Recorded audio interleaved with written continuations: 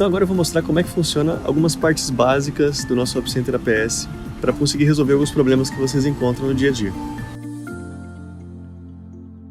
Para a gente conseguir entender como é que funciona o AppCenter APS, a gente tem que ter uma visão geral. Então, aqui do lado esquerdo a gente tem os nossos recursos, que são as nossas máquinas, que são as nossas bancadas de montagem, as nossas linhas. Aqui em cima a gente tem a nossa linha do tempo, tá? Os dias da semana que a gente vai estar programando. A gente tem essa linha vermelha que ela indica o nosso horário de agora, então ela vai estar cruzando as ordens que deveriam estar sendo produzidas agora.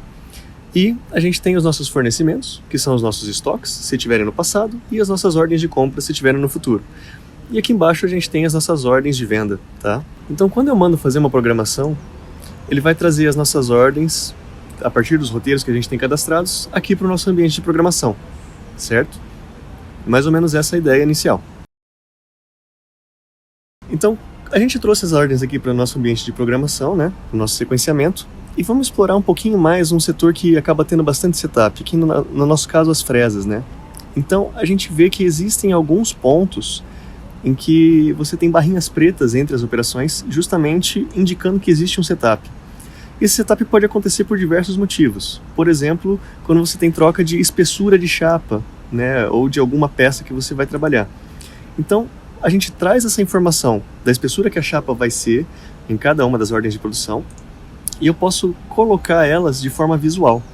Então aqui eu vejo, por exemplo, que entre chapas de mesma espessura, por exemplo aqui 0,5 milímetro, eu não tenho nenhum setup entre eles. Mas aqui quando eu mudo para 1,5, eu tenho um outro setup.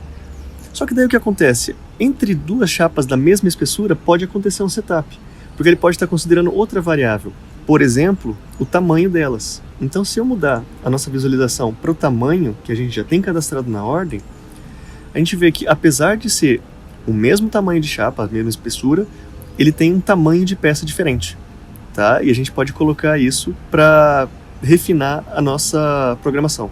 Então o software vai tentar reduzir esse tempo de setup que a gente tem ao longo do processo.